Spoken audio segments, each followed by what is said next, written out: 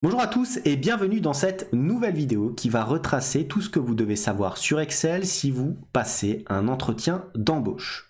Dans cette vidéo, on va donc rappeler ce qu'est un tableau, comment mettre en forme un tableau, comment utiliser les fonctions les plus courantes sur Excel et bien entendu traiter aussi des graphiques et un petit peu des tableaux croisés dynamiques. Mais tout d'abord, et avant de commencer, si vous souhaitez aller plus loin dans les explications, je vous invite à cliquer sur les liens de formation dans la description.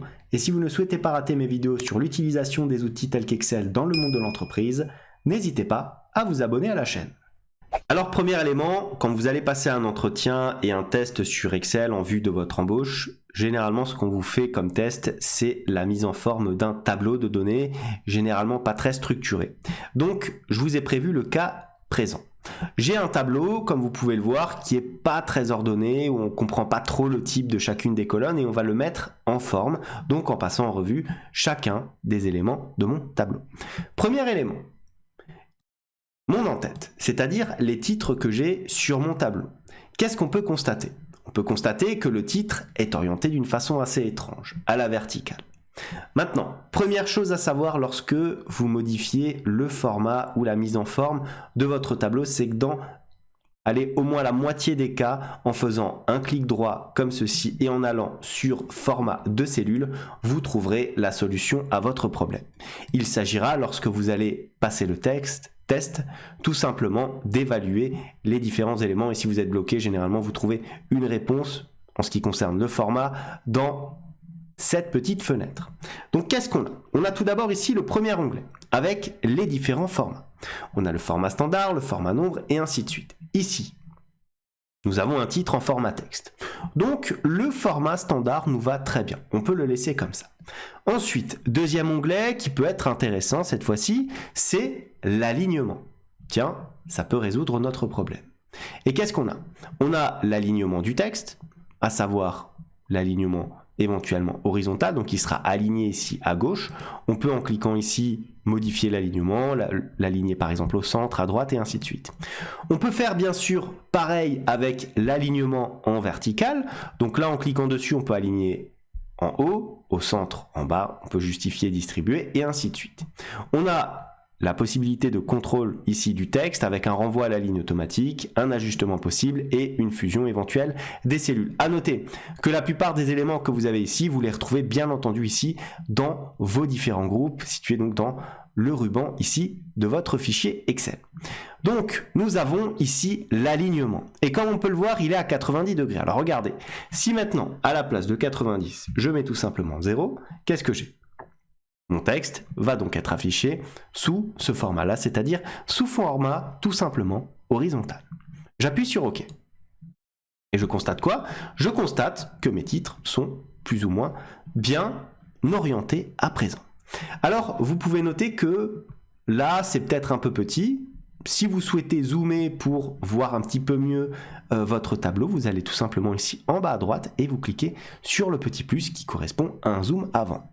Maintenant, une fois qu'on a fait ça, on constate que les titres ici sont bien alignés, mais on ne les voit pas tous entièrement. Pourquoi? Parce qu'il faut maintenant ajuster la taille des colonnes. Alors, le plus simple, c'est de vous placer à l'intersection d'une colonne et de double-cliquer afin que la séparation se fasse de la manière la plus optimale. À noter, vous auriez pu aussi faire un clic droit sur votre colonne, aller dans largeur de colonne et saisir vous-même la largeur souhaitée. Par exemple, mettre 10 comme ceci. Et vous avez la largeur de colonne qui s'ajuste comme cela. Mais moi, ce que je souhaite vous montrer, c'est que pour un tableau comme ça, vous allez sélectionner bien sûr l'entièreté des colonnes, donc en une fois, et vous allez vous placer à l'intersection d'une des colonnes, et vous voyez qu'on a fait ça.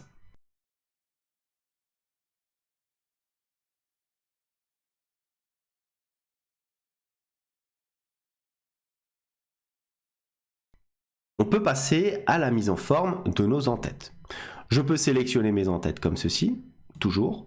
Et alors, bien sûr, je pourrais faire éventuellement un clic droit, format de cellule, comme ceci.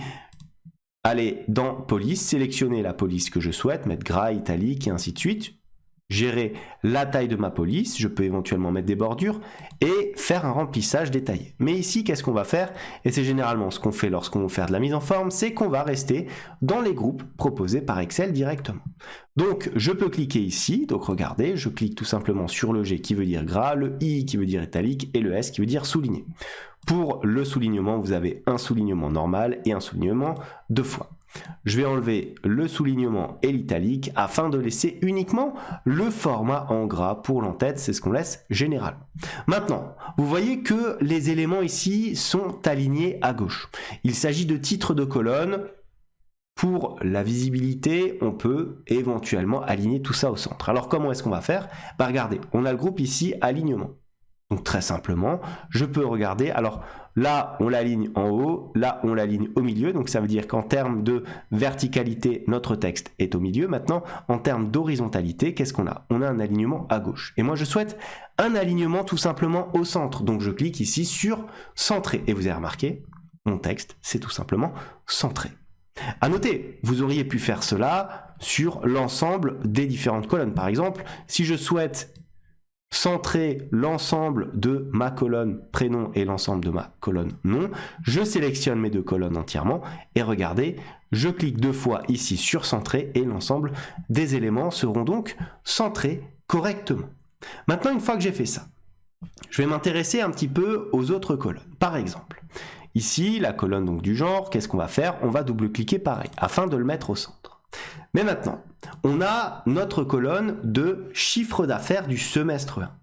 Notre tableau, c'est un tableau commercial. Donc relativement simple, avec des noms, prénoms, l'identité finalement de notre individu, le chiffre d'affaires du premier semestre, le chiffre d'affaires du second semestre.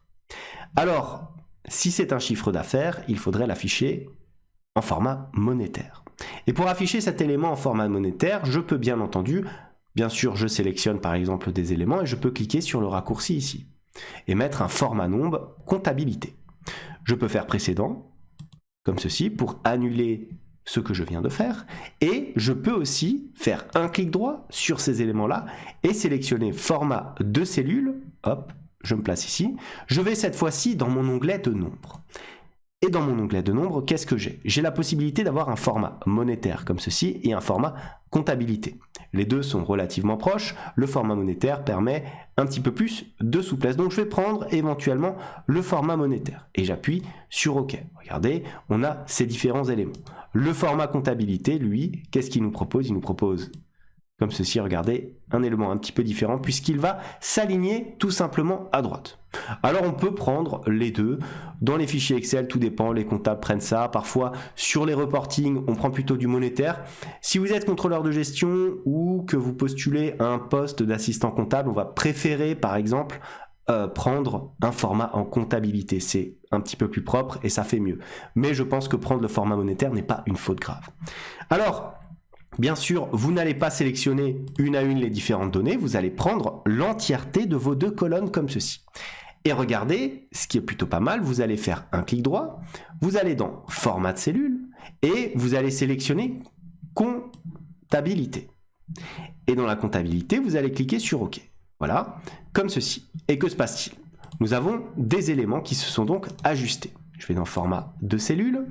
On a donc comptabilité ici et regardez, le chiffre d'affaires pose problème. Alors hop, je vais sélectionner l'entièreté de mes données sans le chiffre d'affaires, comme ceci, hop, et je vais faire tout simplement un petit clic droit, format de cellule, et je vais sélectionner éventuellement, alors le format comme ceci, alors symbole bien sûr, on va mettre quoi? On va mettre euro, pour faire réapparaître le symbole, comme ceci. Et je vais cliquer sur OK. Vous voyez, plusieurs façons de modifier. Si vous êtes confronté à ce type de problème, ne paniquez pas, vous resélectionnez vos données, vous allez dans format de cellule et vous triturez ce qui vous est proposé ici. Parfois, Excel fait des petits changements tout seul, mais ce n'est jamais très grave. Maintenant, je sors de cette fenêtre-là et j'ai mis en forme mes deux colonnes de chiffre d'affaires. Maintenant, le numéro de téléphone. Alors là, on peut constater que ça commence par 6. Pourquoi? Parce que lorsque vous avez un numéro de téléphone dans un tableau, souvent le 0 va être éliminé. Parce que pour Excel, le 0 n'est pas essentiel pour les nombres. Il ne comprend pas forcément qu'il s'agit d'un numéro de téléphone et donc il va l'éliminer si c'est le premier chiffre affiché. Donc maintenant, pour afficher un vrai numéro de téléphone, donc sous le format que vous connaissez, vous pouvez bien sûr faire un clic droit. Comme d'habitude, le clic droit, généralement, en termes de mise en forme, va résoudre vos problèmes. Vous allez cliquer dans Format de cellule. Et qu'est-ce que vous avez? Vous avez différentes catégories de formats. Alors, c'est pas spécialement un nombre, c'est pas spécialement un format monétaire, ni comptable, c'est bien sûr pas une date, une heure, un pourcentage, une fraction. Un nombre scientifique, bien sûr que non. Un texte, pas vraiment. Par contre, qu'est-ce qu'on a? Tiens, spécial. Qu'est-ce que c'est? Et dans spécial, vous l'avez remarqué, quand j'ai cliqué dessus, on a la possibilité ici d'avoir quoi? D'avoir un format tout simplement numéro de téléphone. Regardez, si je clique autre part, j'ai ici 6, 1, 2, 3 et ainsi de suite. Si je vais dans spécial et que je sélectionne téléphone, automatiquement j'ai le 0 qui apparaît. Alors ça, c'est un petit piège qu'on a parfois, disons dans les retours que j'ai eus, dans les présentations, pour voir si vous comprenez bien les différents formats de cellules qui peuvent être appliqués sur Excel. Voilà, donc c'est le petit piège, comment faire apparaître le 0 du numéro de téléphone. Vous vous embêtez pas à le retaper, vous allez tout simplement dans format spécial numéro de téléphone. Vous appuyez sur OK et regardez, vous avez un format extrêmement propre qui apparaît. Bien sûr, vous n'allez pas faire les cellules une à une, vous allez sélectionner votre et voilà, vous avez mis en forme votre colonne de numéro de téléphone très facilement. Maintenant, notre colonne des dates. Vous avez sûrement compris, c'est extrêmement simple, c'est exactement comme on a fait tout à l'heure, sauf que cette fois-ci, on va chercher notre format date. Donc si je sélectionne ici ma colonne, que je fais un clic droit tout simplement, que je vais dans format de cellule, là encore, et toujours format de cellule. Je peux sélectionner les dates. Et au niveau des dates, qu'est-ce que j'ai? J'ai différents formats qui peuvent être intéressants. Voilà, donc bien sûr, c'est à vous de les chercher. Alors, de façon un peu conventionnelle, sans lettres, on choisit généralement dans les fichiers ce type de format, donc jour, jour, mois, mois et 4 fois année. Alors maintenant, je vous propose de parler d'un élément essentiel quand il s'agit de mettre en forme un tableau, mais surtout aussi de l'analyser. C'est bien entendu l'ensemble des mises en forme conditionnelles que vous pouvez éventuellement y faire. Donc, pour cela, qu'est-ce qu'on va faire? Déjà, ce que je vous propose en termes de lisibilité du fichier, c'est de figer les volets. Alors pour figer les volets, comment ça se passe? C'est très simple, on va tout simplement dans affichage ici et regardez, on a la possibilité de figer les volets. Alors qu'est-ce que ça veut dire? Ça veut dire que tout simplement, on va figer un élément de notre tableau. Je peux faire quoi? Je peux cliquer sur figer et je peux cliquer sur, par exemple, figer la ligne supérieure. Comme ceci. Alors qu'est-ce qui va se passer ici? On va avoir, regardez, la ligne 1, c'est-à-dire la ligne de nos en-têtes, qui va donc être figée lorsqu'on va naviguer dans notre fichier. Maintenant, si je souhaite enlever tout cela, je n'aurai qu'à cliquer ici sur quoi? Sur libérer tout simplement les volets comme ceci. Maintenant, si je reclique dessus, je peux avoir quoi? Je peux avoir tout simplement la possibilité aussi de figer la première colonne. Alors là, vous avez compris, ça sera tout simplement comme tout à l'heure, sauf que, regardez, c'est la colonne qui reste à ce niveau-là. Mais maintenant, si je souhaite figer, je vais libérer mes volets, hop, si je souhaite figer à partir de la colonne C et la ligne 1, comment faire? Eh bien, je me place ici, sur la cellule C2, et je vais cliquer sur figer les volets, et encore une fois, figer les volets. Et donc là, les éléments que vous allez figer vont se faire à partir du point que vous avez sélectionné, donc de la cellule de sélection. Regardez, on a figé à la fois les colonnes, mais aussi la première ligne. Une fois qu'on a fait ça, on peut véritablement maintenant commencer par analyser nos petites mises en forme conditionnelles. Alors, où est-ce que ça se situe? Ça se situe dans l'onglet Accueil, dans le groupe Style, ici, mise en forme conditionnelle. Ça sert à quoi? Ça sert à faire apparaître de manière visuelle des éléments distinctifs de votre tableau, comme par exemple les 10 valeurs les plus élevées, les 10% les plus élevés, et ainsi de suite.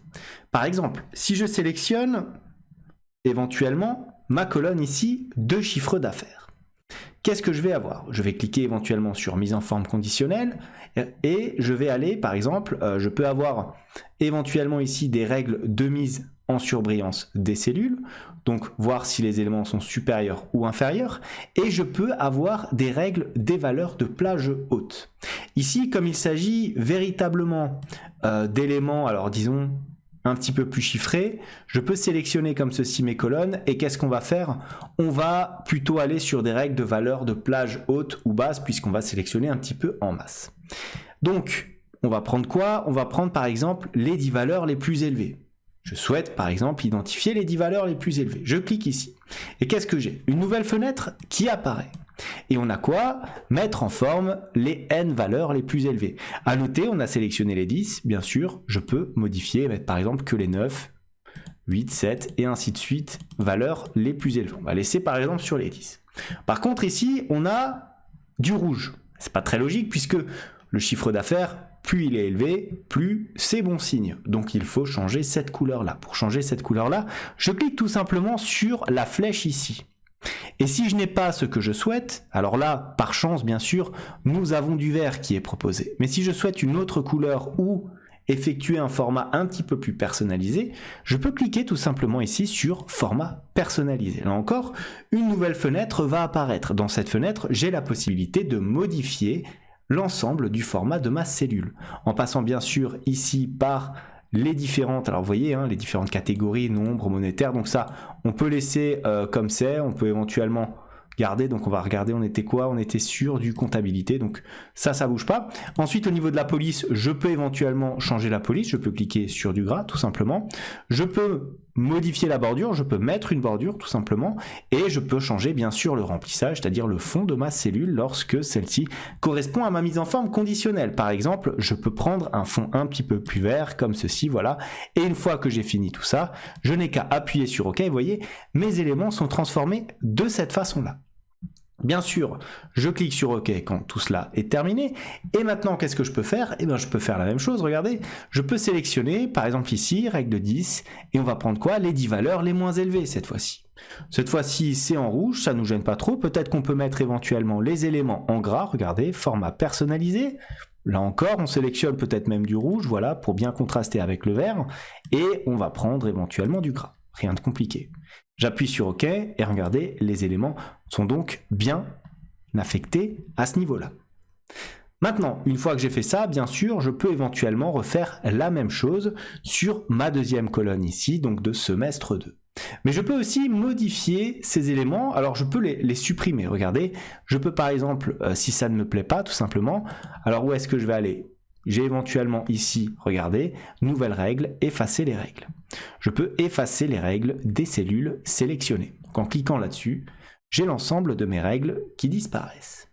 Maintenant, je peux aussi, regardez, cliquer sur mise en forme conditionnelle et faire apparaître, alors c'est plus vraiment pour des tableaux de bord, différentes barres de données. Donc là, on verra éventuellement, vous voyez, plus la barre est remplie, plus la valeur de référence, donc plus on se rapproche de la valeur maximale de référence.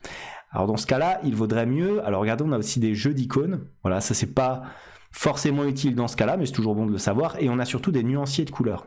Donc là, regardez, on a par exemple du rouge au vert, rouge étant la plus petite valeur, vert étant la plus grande valeur. Hein, donc on a bien sûr l'inverse et l'ensemble des nuanciers de couleurs. Ici, pour être plutôt de bon goût de mettre ce nuancier là. Je peux sélectionner bien sûr ma deuxième colonne et appliquer la même mise en forme conditionnelle. Je vais dans barre de nuances comme ceci et je sélectionne de la même façon l'ensemble de ces différents éléments. Maintenant, une fois que j'ai fait ça, qu'est-ce qu'il me reste à faire? Il me reste à modifier éventuellement ici l'ancienneté. L'ancienneté que je peux modifier comment? Là encore, regardez, je vais sélectionner les différents éléments, je sélectionne ma colonne tout simplement, et je vais aller dans mise en forme conditionnelle. Une fois que je suis dans cette mise en forme conditionnelle, je peux sélectionner, regardez ici, différents éléments. Par exemple, supérieur à. Si je souhaite par exemple que les personnes ayant une ancienneté supérieure à 2 ans soient affichées en jaune. Donc je clique ici et je l'affiche tout simplement en jaune. J'appuie sur OK. Donc là, on va avoir toutes les personnes ayant une ancienneté strictement supérieure à 2 ans. Mais je souhaite affiner les détails. Je souhaite aussi mettre en rouge les personnes qui ont une ancienneté strictement supérieure à 4 ans. Donc je peux superposer cette règle avec une autre règle. Je clique dessus. Et qu'est-ce que je vais avoir? Je peux sélectionner encore un supérieur à ici. Vous voyez, supérieur à 6 ans par exemple. Si je mets 4 ans, que se passe-t-il? Hop, en rouge foncé. Donc c'est ce qui m'est proposé. J'appuie sur OK. J'ai donc 2 éléments, supérieur à 4 ans, supérieur à 2 ans et supérieur à 4 ans. qui sont cumulatives. Et naturellement, c'est la deuxième règle qui a pris le dessus. On verra un petit peu l'ordre des différentes règles tout à l'heure. Ensuite, qu'est-ce que j'ai? J'ai la possibilité, alors maintenant tout le reste, hein, donc c'est-à-dire tout ce qui est inférieur à 3 ans, eh ben, je vais peut-être l'afficher, le mettre éventuellement en vert. Voilà, on sélectionne, et là je vais prendre inférieur à quoi? Inférieur, vous avez remarqué, hein, par défaut il me met 6 ans, donc forcément si on prend inférieur à 6 ans, tout va être rouge. Pourquoi? Parce que tout ce qui sera inférieur à 6 ans sera rouge, et comme on a déjà créé une règle qui nous dit que tout ce qui est supérieur à 4 ans est lui aussi rouge, et ben on aura toute notre colonne qui sera rouge. Donc là tout simplement, on va pas prendre 6 ans, on va prendre 3 ans, pour compléter bien sûr notre exemple, hop, 3 ans, et on va mettre quoi? On va mettre vert clair avec texte vert foncé, comme ça tout simplement. J'appuie maintenant sur OK. Voilà, donc j'ai mes éléments. Une fois que j'ai ça, je vais vous montrer maintenant ce qui s'est passé véritablement dans l'ordre des différentes mises en forme conditionnelles. Vous voyez, là c'est important. Pourquoi? Parce que j'ai d'abord dit qu'il y avait la nécessité de faire apparaître une mise en forme pour au-delà de 4 ans, puis au-delà de 6 et enfin inférieur à 2. Mais regardez comment ça se matérialise. Je clique sur mise en forme conditionnelle et je vais ici dans gérer les règles. Et là j'ai une nouvelle fenêtre qui apparaît et qui retrace les mises en forme conditionnelles des cellules sélectionnées et l'ordre dans lequel elles apparaissent. Vous voyez que dans, ici, mon gestionnaire des règles, qu'est-ce que j'ai? J'ai la possibilité, là encore, d'ajouter une nouvelle règle. Donc, je peux le faire via le raccourci ici. Je peux le faire de façon un petit peu plus détaillée dans ces éléments-là. Je peux modifier la règle. Bien sûr, il faut que je la sélectionne ici et je la modifie. Je peux la supprimer. Je peux la dupliquer. Je peux là encore changer l'ordre des différentes règles. Regardez, par exemple, si je fais passer ici ma règle d'inférieur à 3 ans, donc comme ça en vert, il ne se passe rien. Si je fais passer ma règle supérieure à 2 ans derrière la rouge, il ne se passe rien non plus. Mais dans certains cas, je peux avoir éventuellement des éléments qui posent problème. Si j'applique, regardez ici, les éléments. J'ai fait passer par exemple cette valeur-là, supérieure à 2, je l'ai fait passer au-dessus de supérieur à 4. Ce qui me pose problème parce que du coup, cette règle-là va prévaloir sur la règle suivante. Donc, faites bien attention à ça, ça peut être un petit piège. Je fais remonter cette règle-là, je l'applique tout simplement. Hop, et nous n'avons plus de problème. Bien sûr, je peux modifier ces règles-là. Donc, regardez, je clique ici sur modifier et j'ai la possibilité d'appliquer plusieurs éléments, dont par exemple une formule que je peux mettre pour détailler ma mise en forme conditionnelle. Mais je ne pense pas que lors d'un test Excel, vous devrez aller jusque là. J'appuie sur annuler et une fois que j'ai fait tout ça, bien sûr, je peux cliquer sur OK tout simplement. Enfin, bien sûr, pour mettre en forme votre tableau, qu'est-ce qu'il faut faire? Encore une fois, vous pouvez le sélectionner entièrement et ensuite, bien sûr, mettre des bordures. Alors, comment est-ce qu'on met des bordures? On clique ici tout simplement dans bordure, la petite flèche, j'aime bien aller là-dessus. J'aime bien aller dans autre bordure. Pourquoi? Parce que ça me permet d'afficher ce petit schéma-là qui va me permettre de sélectionner les bordures que je souhaite, c'est-à-dire par exemple un contour comme ça avec des traits pleins. Et ensuite, je clique ici sur des bordures en pointillés pour avoir tout simplement des bordures en pointillés à l'intérieur de mon tableau. Et maintenant, je clique sur OK et regardez, j'ai mon tableau avec différentes bordures. Alors maintenant, on va traiter les formules les plus utilisées sur Excel à travers donc toujours le même exemple. Je vous ai rajouté ici à droite les différentes consignes. Alors c'est ce que vous allez souvent avoir quand vous allez passer des tests, c'est qu'on va vous mettre tout simplement des consignes et vous allez devoir les respecter et faire en sorte d'obtenir les résultats demandés. Donc première consigne ici, toujours dans mon tableau, remplacer la colonne téléphone par une colonne totale annuelle. Plutôt logique puisque dans notre tableau ici, nous avons le chiffre d'affaires du semestre 1, le chiffre d'affaires du semestre 2, mais il pourrait être pertinent, bien entendu, d'avoir le chiffre d'affaires annuel. Donc, on remplace tout simplement cette colonne-là. Qu'est-ce que je vais faire? Je vais cliquer sur la colonne et je vais appuyer sur la touche supprimer de mon clavier, tout simplement. Maintenant, au niveau de l'entête, je peux mettre, par exemple, total annuel, tout simplement, et maintenant, mettre une formule. Ma formule va être extrêmement simple, ça va être quoi? Ça va être égal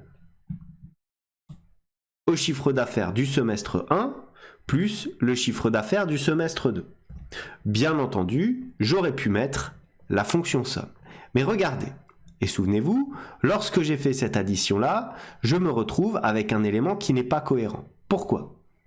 Parce que le format doit aussi être changé. Donc, attention à ce petit piège, lorsque vous modifiez des données d'un tableau, toujours respecter le format. Donc on va cliquer ici sur notre fonction, hop, on va faire un petit clic droit, format de cellule, on va avoir la nouvelle fenêtre qui va apparaître, et on va sélectionner quoi? On va prendre par exemple un format, on peut prendre par exemple un format comptabilité comme ceci. D'ailleurs je vais sélectionner éventuellement toute ma colonne, voilà, pour pas m'embêter, on va prendre comme ceci et on va mettre tout simplement notre petit format comptabilité classique. Voilà.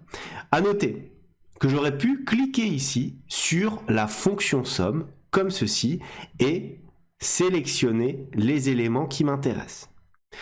Les deux sont corrects, là je peux laisser la fonction somme. Maintenant, petite astuce, pour tirer cette formule vers le bas, bien sûr, je peux me placer ici en bas à droite et tirer ma formule, ou alors je peux me placer ici et faire un double clic automatiquement et Excel va donc de façon automatique appliquer la formule jusqu'à la fin de mon tableau. Voilà, donc nous avons répondu ici à la première consigne, remplacer la colonne téléphone par une colonne de total annuel. Donc je vais mettre ça en vert, donc au niveau du remplissage, voilà, c'est du vert, c'est juste, on a bien rempli cette condition. Maintenant, qu'est-ce que j'essaye de faire? Je souhaite calculer la moyenne annuelle.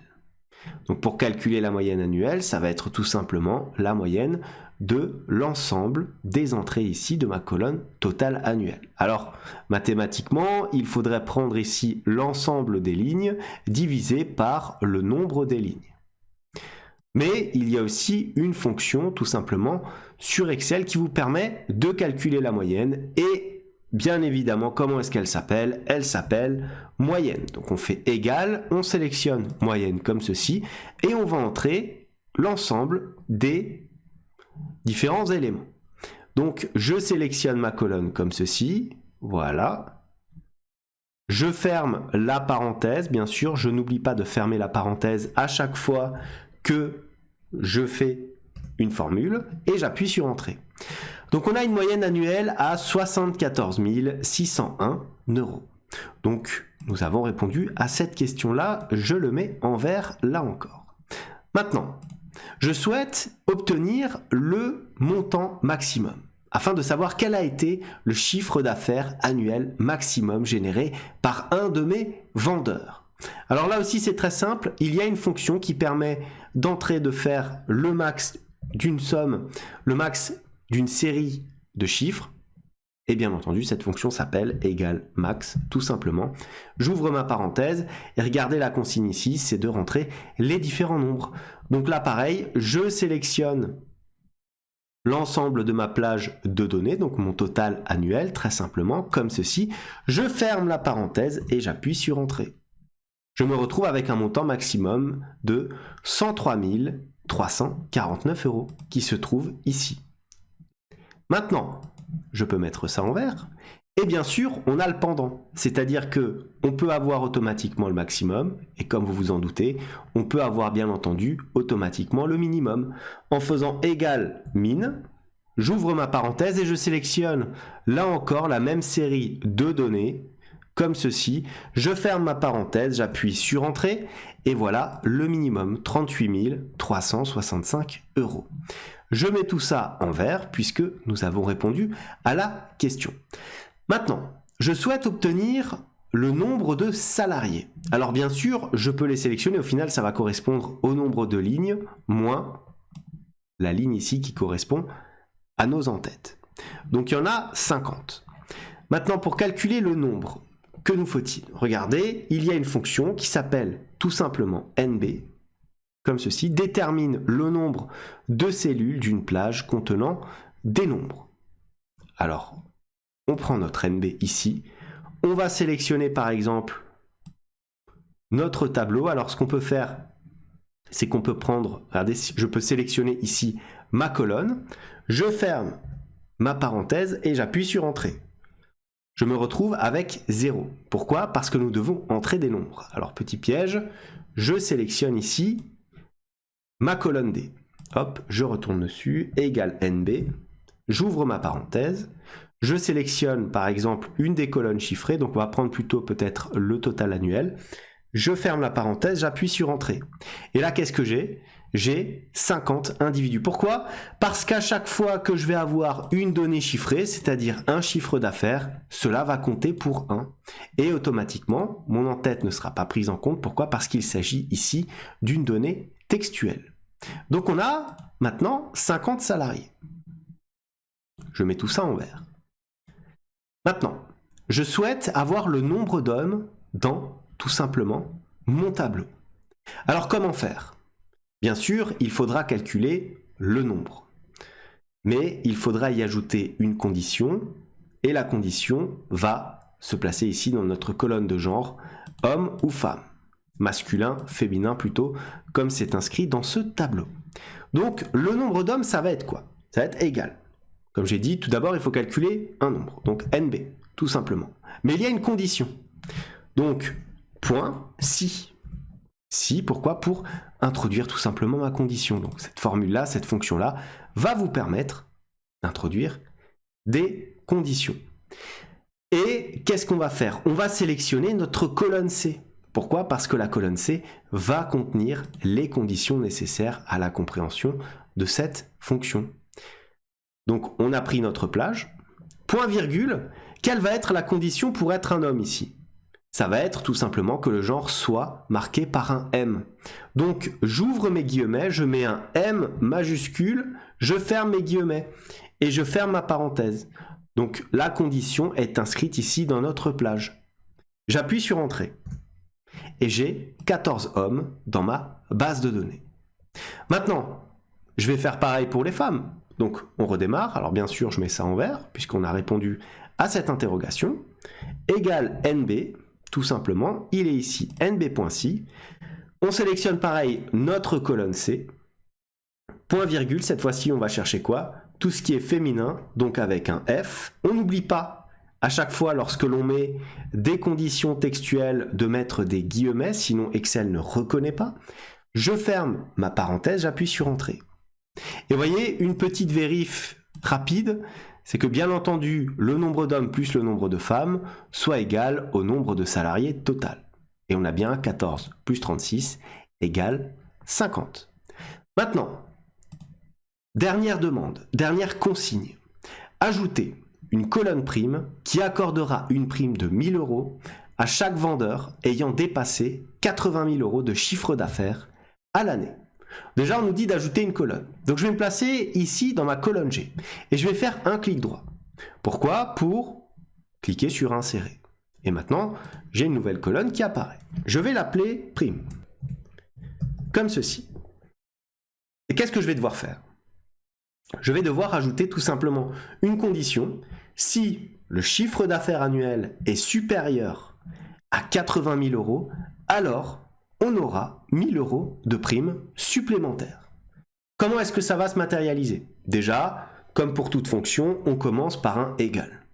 Et là, il s'agit d'une conditionnelle. À partir du moment où vous entendez condition sur Excel, automatiquement, cela va impliquer un si.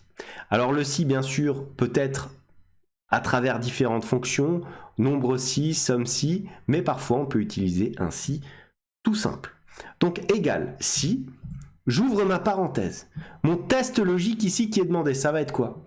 Ça va être, est-ce que le total annuel, ici, donc dans ma colonne F, est supérieur ? Donc je prends tout simplement le petit séparateur mathématique, le petit calcul mathématique, est supérieur à quoi ? 80 000 €. Alors, dès que je dis alors, bien entendu, je mets des points-virgules. Alors on versera tout simplement 1000 €. Sinon, dans le cas contraire, on n'offrira rien du tout. Mettre un 0. Je ferme ma parenthèse et bien sûr, j'appuie sur Entrée.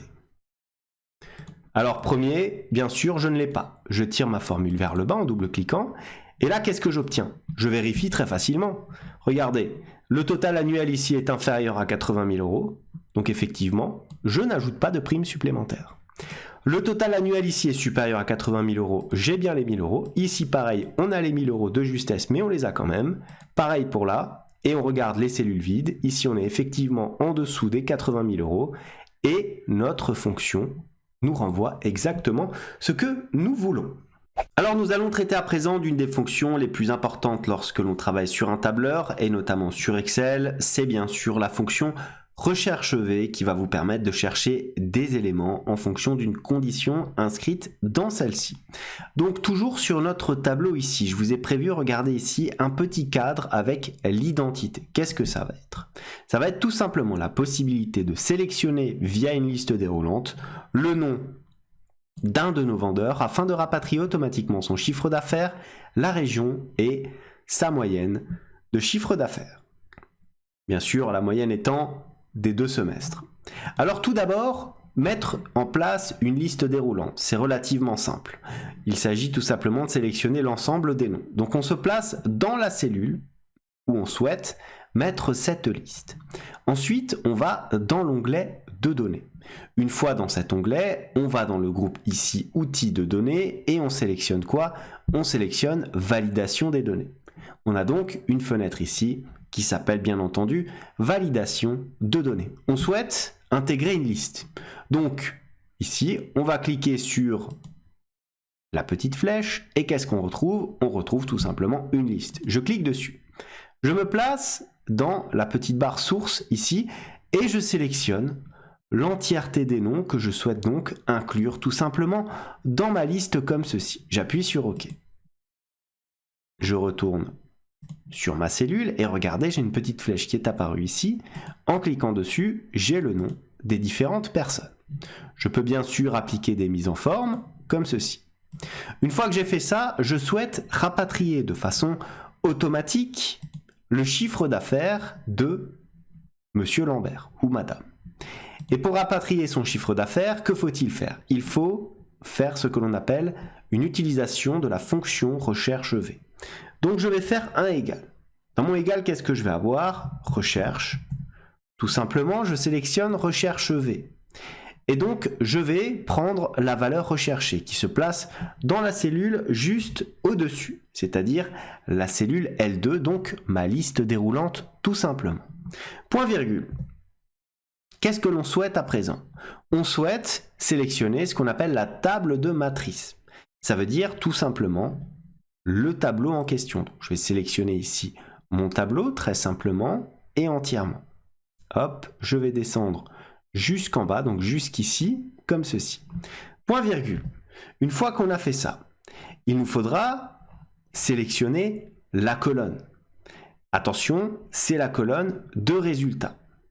Donc, ça sera une colonne à partir de notre nom, c'est-à-dire 1, 2, 3, 4, 5, 6, 7, 8, 9. Il y a 9 colonnes à sélectionner. Moi, je souhaite la colonne totale annuelle. Ça sera 1, 2, 3, 4, 5. Donc, on est sur du 5, comme ceci, donc très simplement. Point virgule. Alors, on nous propose soit une correspondance approximative, soit une correspondance exacte. Moi, je veux une correspondance exacte.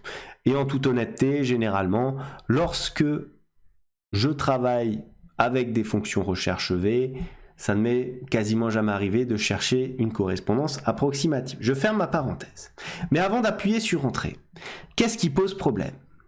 Nous allons rechercher une info. Et là, j'ai sélectionné l'entièreté de mon tableau. Or, il faut chercher le nom. Donc attention à ce que la première colonne de votre tableau soit toujours la colonne dans laquelle vous allez rechercher des éléments. Là, mon critère de sélection, c'est ma colonne nom. Et j'ai aussi sélectionné la colonne prénom, donc ça va me renvoyer une faute. Il faut que je commence ma sélection à partir de ma colonne de sélection, c'est-à-dire ici, tout simplement la colonne B. Une fois que j'ai fait ça, j'appuie sur Entrée. Et qu'est-ce que j'ai? Je regarde mon chiffre d'affaires. Alors je vais sélectionner Madame Martin, donc la première, hein, ça va être plus simple. Hop, 45 099. On a bien ici 45 099. Bien sûr, après, on se place dans la cellule et on applique le bon format correspondant. Maintenant, pour la région. Alors, c'est pareil, on va faire égal recherche V. comme ceci. On sélectionne quoi? Toujours le même critère, donc le nom. Point virgule, la table de la matrice, c'est toujours la même, donc on va sélectionner, alors on peut même sélectionner les en-têtes. Tant que la colonne est bien sélectionnée, ça ne posera bien entendu pas de souci. Point virgule. Maintenant, on va chercher le numéro de colonne, donc il faudra tout simplement compter les colonnes. On cherche la colonne région, donc dans notre tableau, c'est la colonne numéro 1, 2, 3, 4, 5, 6, 7, 8 et 9. Donc 9, point virgule, correspondance exacte là encore, on ferme la parenthèse et on appuie bien sûr sur Entrée, comme ceci. Je peux bien sûr mettre au centre, on est bien sur la région Auvergne-Rhône-Alpes. Maintenant, je vais vous montrer quelque chose. Quand on fait une recherche V, il peut être pratique de figer notre table de matrice. Ça veut dire que les éléments que vous avez ici de votre table, vous pouvez les figer comment? En mettant $1 avant et $1 après le B. Ou en appuyant sur la touche F4 en sélectionnant une de vos données comme cela.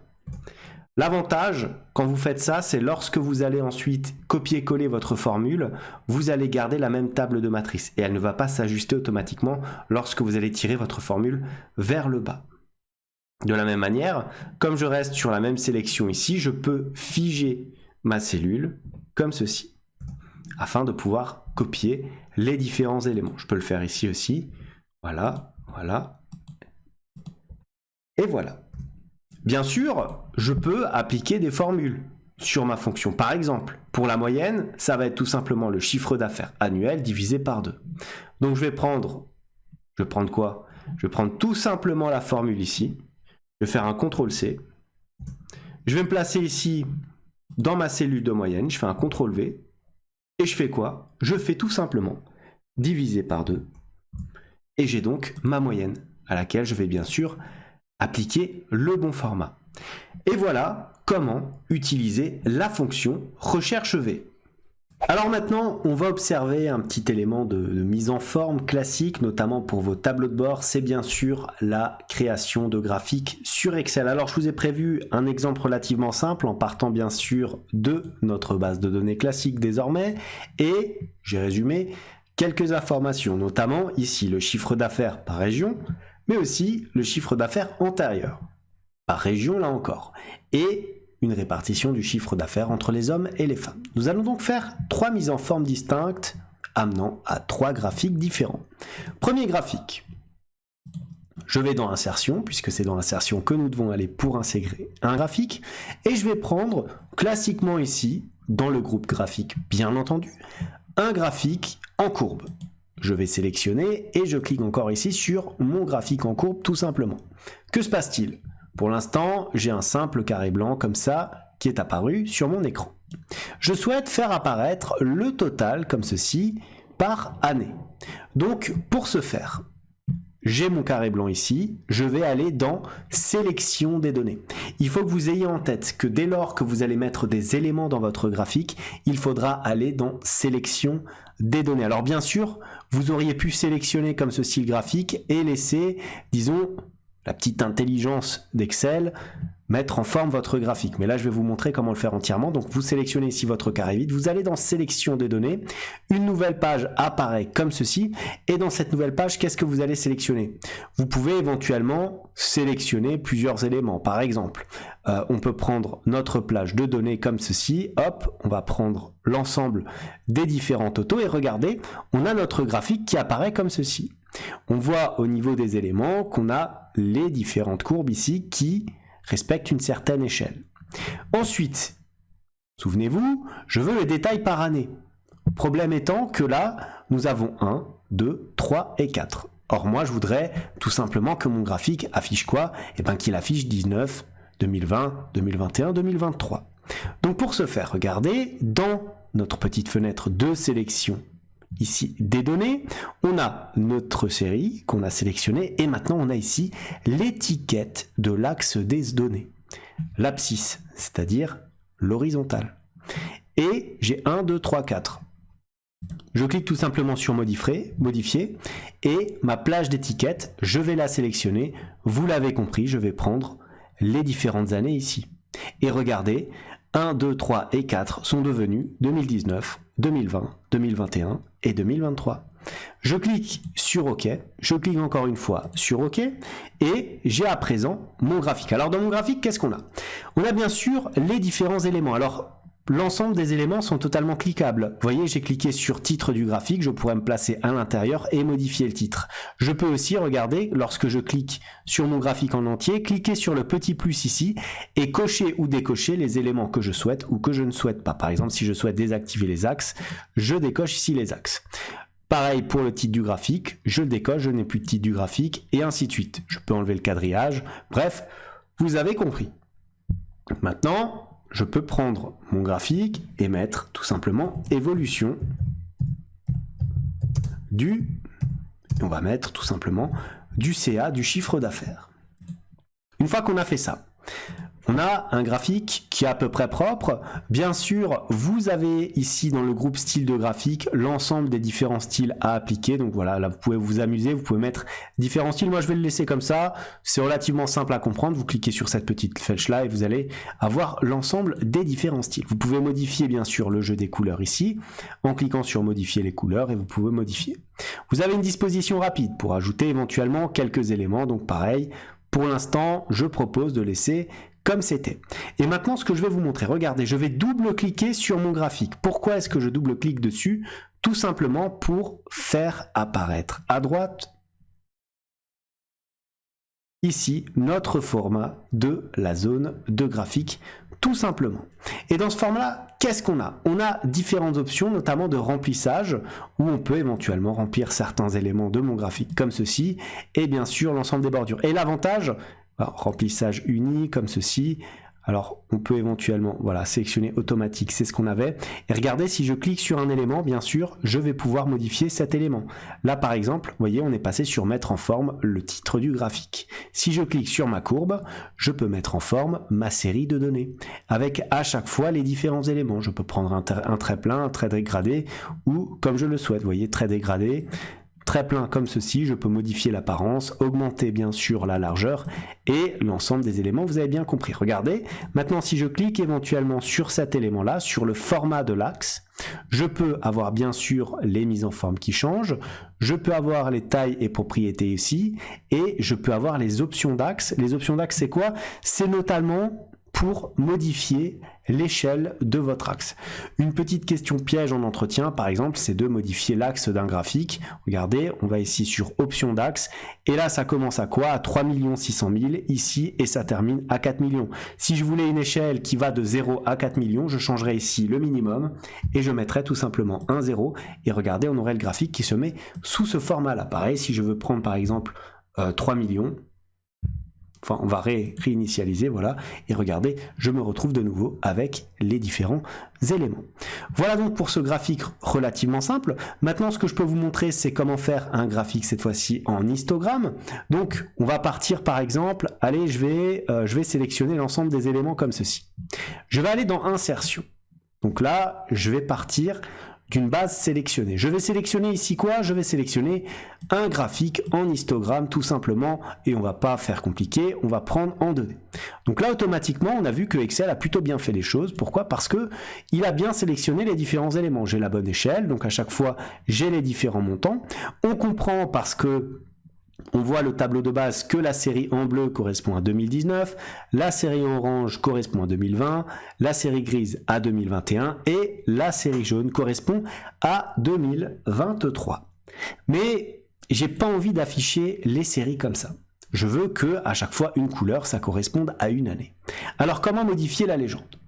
Déjà, je peux mettre éventuellement le détail par année.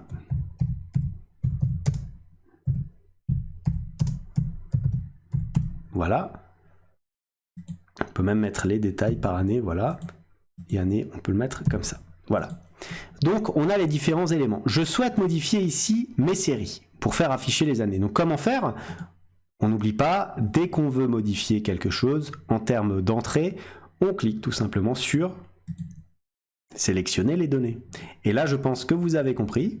La série 1, on va la sélectionner ici. On va cliquer tout simplement sur modifier. Le nom de la série, on peut mettre par exemple, alors si on met 2019, vous voyez ici, ça se met automatiquement. Alors bien sûr, j'aurais pu, regarder, cliquer sur modifier et taper directement ici 2020. Mais l'avantage, lorsque vous liez une cellule, c'est que si vous changez le titre ici, automatiquement, il va changer sur votre graphique. Donc on fait ça à chaque fois. On clique sur modifier, comme ceci. Donc on est à 2021, je vais sur 2021, j'appuie sur OK, il n'y a pas de problème. Et la dernière série, modifier comme ceci, et on va prendre par exemple 2023, voilà. Et je clique encore une fois sur OK. Bien sûr, je peux modifier certains éléments de mon graphique si je le souhaite, en double-cliquant bien sûr dessus, afin de faire apparaître les différents outils sur ma droite. Donc voilà, on va laisser comme ça, les couleurs me satisfont. Ensuite, qu'est-ce que je peux vous montrer? Je peux vous montrer un graphique, cette fois-ci, en secteur. Comment? En sélectionnant tout simplement ces deux éléments. Et regardez, je vais aller dans Insertion, et dans Insertion, je sélectionne ici un graphique en secteur ou anneau. Je prends tout simplement comme ceci, hop, et on peut faire quoi? On peut bien sûr changer éventuellement le titre tout simplement de notre graphique. Donc on peut l'appeler répartition par exemple du chiffre d'affaires tout simplement, hein, pour bien mettre en forme les différents éléments. Alors répartition, voilà. Là, vous voyez, j'ai pris une bonne saisie, donc automatiquement, on a hommes et femmes. Maintenant, regardez, je vais déplacer un petit peu ce graphique et je vais double-cliquer dessus. Pourquoi? Parce que je me dis que finalement, ça serait plutôt pratique d'avoir quoi? D'avoir, alors, les hommes, par exemple, en bleu et éventuellement les femmes en rose. Voilà, donc changer peut-être la couleur. Donc, qu'est-ce que je vais faire? J'ai ma zone ici de modification qui apparaît. Je clique sur mon graphique tout simplement. Ici, c'est la zone bleue. Regardez, si je modifie, que se passe-t-il? Je passe sur une zone un petit peu plus foncée. C'est pas celle-là que je voulais, c'est celle-ci. Voilà. Donc bien sélectionner la zone bleue en question. Regardez maintenant, si je change et que je mets en noir, je n'ai que cette zone-là qui est modifiée. Mais on va la laisser en bleu. Maintenant, je sélectionne le côté féminin et je peux bien sûr changer la couleur. Comment? Parce que maintenant vous voyez les petits points bleus ici vous permettent de voir que vous avez sélectionné votre zone. On a la couleur active qui s'affiche là, donc on voit que c'est un orange. Je clique dessus tout simplement et je peux aller par exemple dans autre couleur pour afficher une autre palette de couleurs. Et on va prendre par exemple, est-ce qu'on peut prendre un petit rose? Voilà, on peut le prendre comme ça, hop, voilà, on appuie sur OK tout simplement, et voilà, on a la répartition, donc en rose pour les femmes, en bleu pour les hommes. Bien sûr, je peux modifier d'autres éléments ici, hein, que je peux faire bien sûr à ma guise. Je peux enlever les traits, je peux rajouter des traits. Je vous laisse vous débrouiller avec tout ça, c'est relativement intuitif. De toute façon, je pense pas qu'on ira si loin que ça en entretien, il faut juste savoir modifier les éléments de données. Je vais ressortir d'ici, hop, je peux modifier bien sûr la taille de mon graphique comme ceci et le placer un petit peu partout où j'en ai envie, et voilà pour les graphiques. Et enfin, on va aborder un petit sujet, le sujet des tableaux croisés dynamiques. Alors généralement, c'est pas forcément la première chose qu'on vous demande sur un test Excel pour un entretien, mais ça peut arriver. Et généralement, c'est plutôt pour de la mise en forme d'un tableau croisé dynamique. Alors déjà, comment mettre en place un tableau croisé dynamique? Donc on a notre base de données ici, qu'est-ce qu'on fait? On va par exemple la sélectionner. Je me dis, je veux prendre l'ensemble de ces données-là. Donc quand on vous dit de faire un tableau croisé dynamique, vous prenez le tableau. Bien sûr, vous pouvez le sélectionner avec des raccourcis clavier ou autres, c'est vous qui voyez. Ensuite, bien entendu, vous allez dans Insertion. Dans Insertion, deux choses.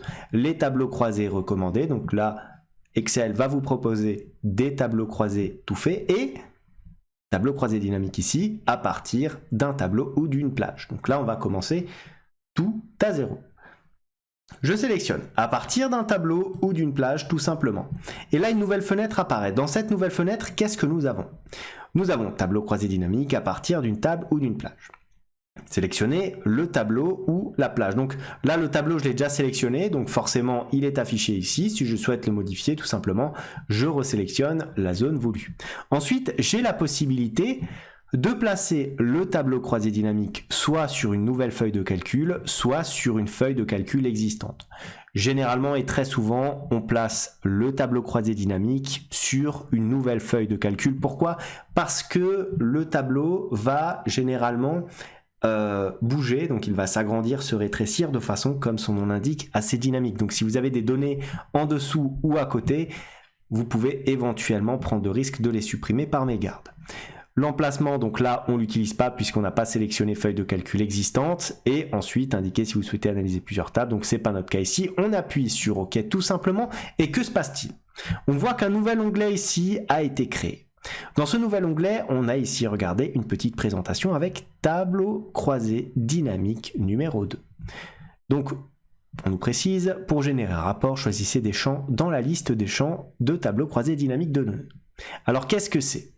C'est bien entendu les éléments que nous avons ici à droite. Et qu'est-ce qu'on a? On a un premier tableau avec des cases à cocher qui correspondent à chaque fois aux différentes colonnes de notre base de données. Donc, les éléments qu'on a ici dans nos en-têtes sont rapatriés ici sur notre tableau croisé dynamique. Ensuite, on a 4 emplacements distincts. On a tout d'abord le filtre. Le filtre qui va donc nous permettre de filtrer des données.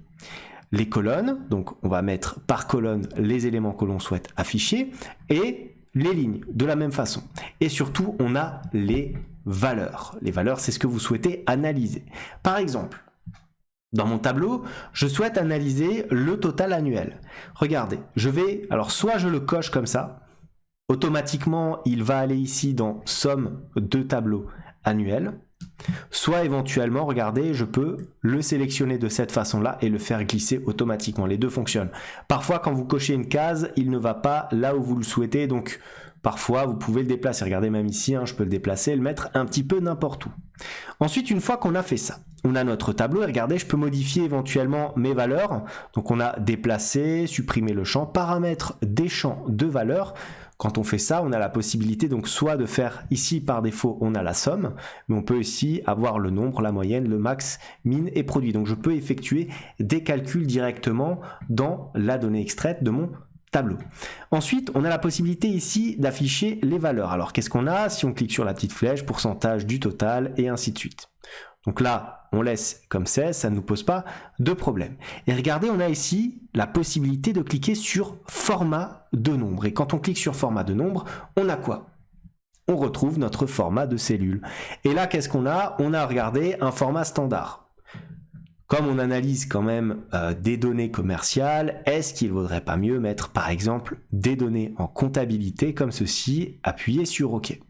On appuie encore une fois sur OK et qu'est-ce qu'on a? On affiche cette fois-ci donc notre total en euros. Ensuite, qu'est-ce qu'on veut avoir?